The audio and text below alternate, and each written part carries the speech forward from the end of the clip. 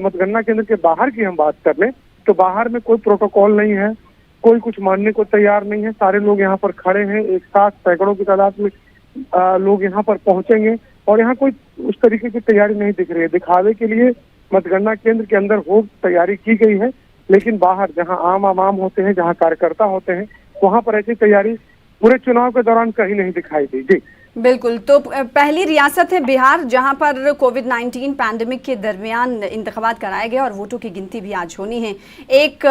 तकरीबन 1 घंटे का वक्त बचा है, वोटों की गिनती शुरू हो जाएगी, रुझानात आना शुरू हो जाएंगे। भले आप पूरी हमारी स्क्रीन ना देखें, लेकिन टैली पर नज़र ज़रूर रखिएगा और लगातार जो ये मैजिक नंबर हैं वो फ्लक्चुएट होते रहेंगे। इसके नतीजे न्यूज़ 18 उर्दू आपको लगातार बताता रहेगा। अगर 2015 की हम बात करेंगे तो 2015 में सीटों के हवाले से एक बात कर लें तो आरजेडी सबसे बड़ी 80 सीटों के साथ पार्टी बनी थी, तो वहीं जेडीयू के खाते में 71 सीटें गई थी। उस वक्त सिनेरियो जो है वो अलग था, क्योंकि आरजेडी और जेडीयू ने मिलकर चुनाव लड़ा था और इस बार जो दोस्त थे वो दुश्मन है, यानी मद्दे मुकाबिल लड़ रहे हैं। जेडीयू और बीजेपी अजीम इत्तेहाद है, तो वहीं एमआईएम भी ग्रैंड अलायंस के साथ मैदान में है। तो एलजेपी कहीं ना कहीं एक बना बनाया खेल बिगाड़ने की उन्होंने कोशिश की। तमाम जेडीयू उम्मीदवारों के लिए वो खतरा साबित हुआ, ऐसा सियासी मुबस्सिरीन कहते हुए नजर आए। तो बात हमने की थी कि कितनी सीटें किस पार्टी को 2015 में गई थी, तो 80 सीटें आरजेडी के खाते में गई थी, जेडीयू के खाते में 71 सीटें गई थी, बीजेपी के खाते में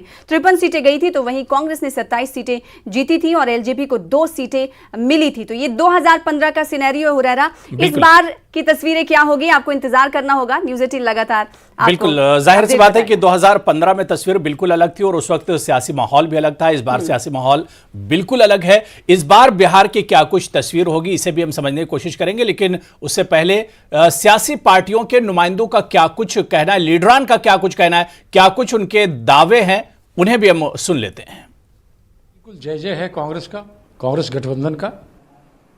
लोगों ने भरपूर हमें समर्थन दिया है। आप देखेंगे अगले 2-4 घंटे में जब परिणाम आने शुरू होंगे तो महागठबंधन की भारी जीत हो रही है इस चुनाव में। हम सरकार बनाने जा रहे हैं, हमें कंफर्टेबल मेजोरिटी मिलने जा रही है। देखिए लोगों ने बिहार में वोट फॉर चेंज किया है, परिवर्तन के लिए मतदान किया है। लोग नीतीश भाजपा सरकार को सत्ता से हटाने के लिए मतदान किया है। लोगों में बड़े पैमाने पर नाराजगी है सरकार से, और एग्जिट पोल तो अमूमन जो दिखाते हैं कहीं ना कहीं उनका आधार होता है। तो एग्जिट पोल जितना हम लोगों को सीट देने का बताया है अपने एग्जिट पोल में, मेरा मानना है उससे कहीं ज़्यादा सीटें कांग्रेस राजद गठबंधन को मिलने जा रही है। ये उनके कार्यकर्ता समर्थकों का उत्साह है और एग्जिट पोल का भी एक रोल है। उसने पहले बता दिया है कि ऐसा अनुमान बता दिया कि इस तरह का रिजल्ट आने वाला है, और वो कोई सच्चाई से दूर नहीं है। सच है कि जिस तरह का रिस्पांस तेजस्वी जी को, राहुल गांधी जी को, हमारे गठबंधन के साथियों को बिहार के चुनाव कैंपेन के दौरान मिला, वो ये बताने को पर्याप्त था कि सरकार बदलने जा रही है और हमारी सरकार आ रही है। तो कार्यकर्ता उत्साह में पहले एक दिन लगा दिया तो कोई गलत नहीं किया है। आप देखेंगे 2-4 घंटे के बाद वो सच नजर आएगा। देखिए, आज बिहार के 12 करोड़ जनता के भविष्य का फैसला आज का दिन बहुत बड़ा दिन है। निश्चित तौर पर लोकतंत्र में जनता मालिक होता है। जनता, हमें विश्वास है कि जनता ने नीतीश कुमार जी के विकास पर मोहर लगाने का काम किया। आज हमारा एनडीए की सरकार बनेगी। नीतीश कुमार के नेतृत्व में फिर से बिहार जगमग होगा, जो लोगों को चिंता है, इसलिए हमारी सरकार बनेगी। बात करते हैं जेडीयू के प्रधान महासचिव केसी त्यागी से। सर, वोटों की गिनती कुछ देर में शुरू होने वाली है, किस तरह से उम्मीद कर रही है जेडीयू, क्योंकि एग्जिट पोल जो दिखा रहे हैं उसके मुताबिक नीतीश कुमार की सत्ता जाने वाली है।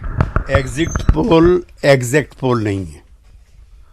हमने 15 साल नीतीश कुमार के नेतृत्व में बिहार को संवारा भी है, सुधारा भी है, अंधेरे से निकाला है, रोशनी में लाए हैं, और हमें उम्मीद है कि बिहार की जनता पुनः अंधेरे की तरफ नहीं जाएगी।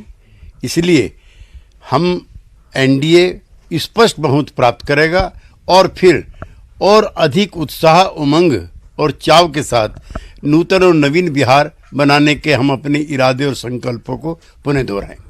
लेकिन जो तमाम जो सर्वे आ रहे हैं, एग्जिट पोल रहे हैं, उसमें ये संकेत भी, सीटों के अलावा अगर बात करें तमाम इश्यूज को लेकर के, उसमें भी लगा कि युवा रोजगार की तरफ ज़्यादा ध्यान उनका गया था। तेजस्वी यादव ने जो मुद्दा उठाया उनकी तरफ ज़्यादा फोकस रहा युवाओं का, शायद इसलिए कुछ बदलाव और परिवर्तन की दिख रही है। युवा को